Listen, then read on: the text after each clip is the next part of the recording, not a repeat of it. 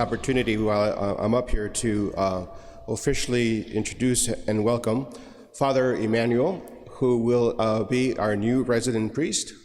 He comes from Nigeria, and he will be with us as he studies for some degrees in philosophy that he'll take back with him to his home diocese to eventually teach in their seminary there.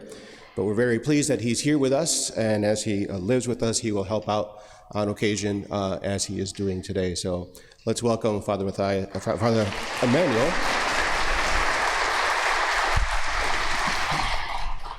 We're very glad to have you here with us. Every night for probably about the past week, I've been unsuccessfully looking for C 2022 E3 ZTF. That is the official name, the mooring official name, for what people are commonly calling the Green Comet.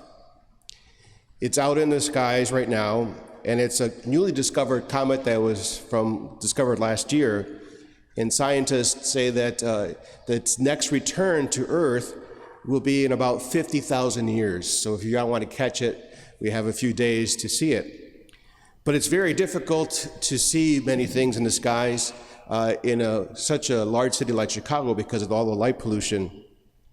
But nonetheless, it's an interesting thing to try to see, especially comets, because comets are really amazing things. They're really dirty snowballs, as scientists like to call them. They're mostly composed of ice and kind of space material or space junk.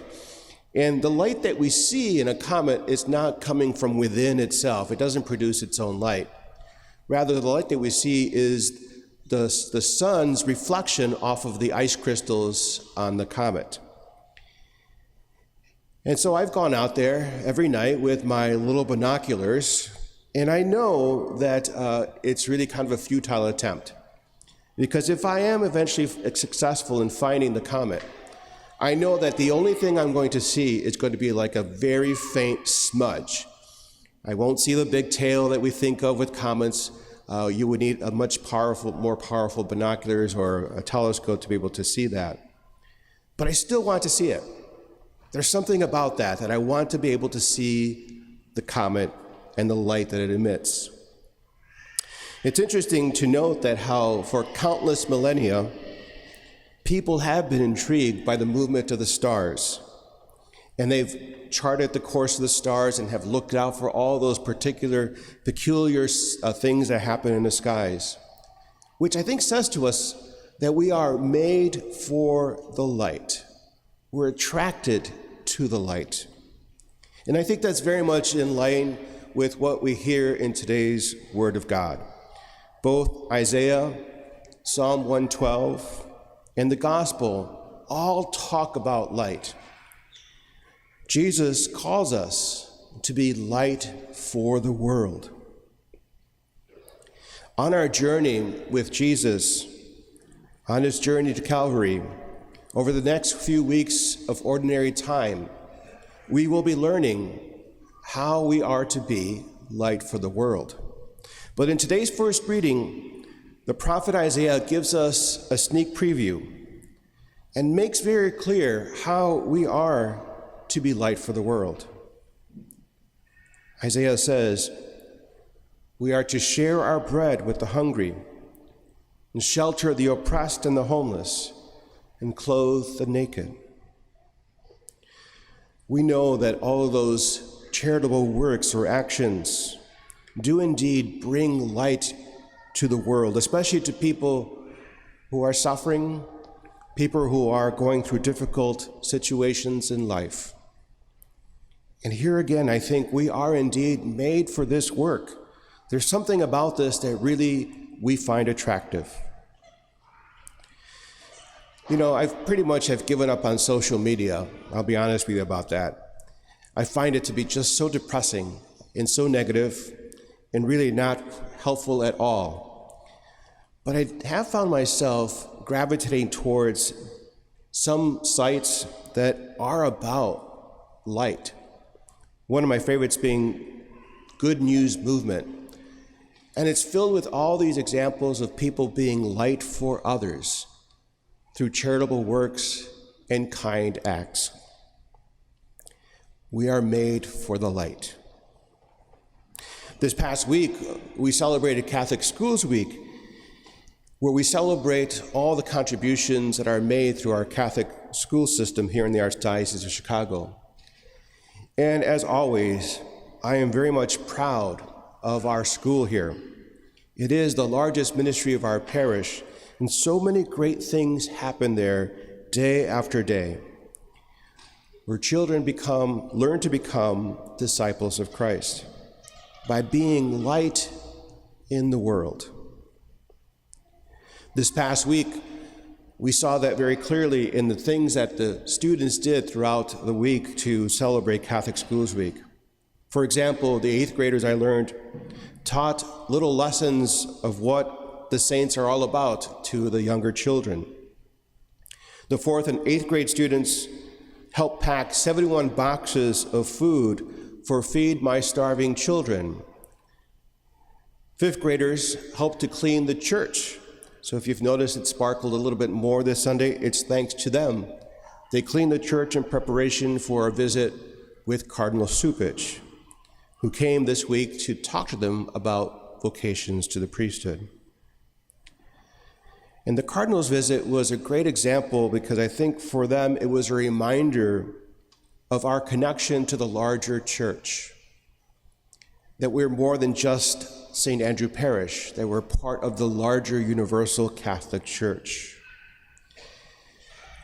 Although I think some of those children had still a hard time understanding what that meant, I found out that the kindergartners were not convinced that it was the real cardinal who came to visit them, because according to them, he looked nothing like what they had seen online with the cardinal who wears all the beautiful, colorful robes. Nonetheless, it was a great opportunity for them to understand the larger church and the call made to all of us. This week and next week, we will be having our annual Catholic Appeal. And for this week, the Cardinal has asked all pastors to preach about the annual Catholic Appeal. And I am aware that recently I talked to you about stewardship for our own parish, to consider your commitments of time, talent, and treasure for the ministry here at St. Andrew Parish. And I thank you for those of you who have considered that, for those of you who have increased your commitments of time, talent, and treasure. And I still hope that those who are considering it will continue to do so. But right on the heels of that, now I am speaking to you about our commitment not just to St. Andrew Parish, but our commitment as believers to the larger church, especially the church here in Chicago.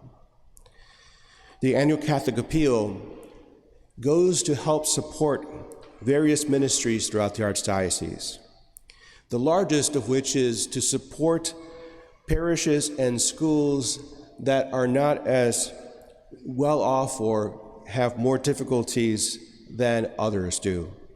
Parishes, of course, who struggle to pay their bills. The Annual Catholic Appeal also offers outreach ministries to young adults, to families and children. It also offers tuition assistance for disadvantaged Catholic school families. And it also supports Catholic relief services to aid those suffering natural disasters around the world.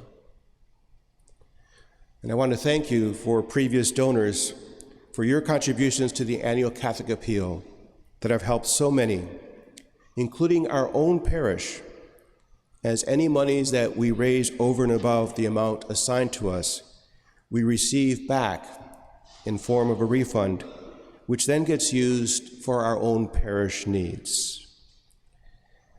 I know again as well too that times are hard, that inflation has made everything more costly, that our dollar does not go as far.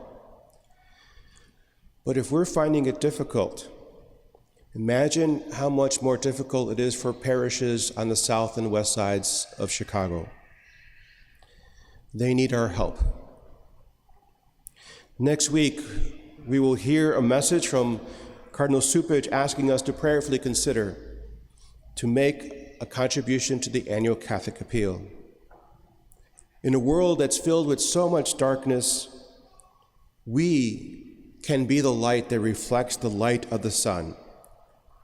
And by that, I don't mean the sun S-U-N. Rather, I mean the sun S-O-N.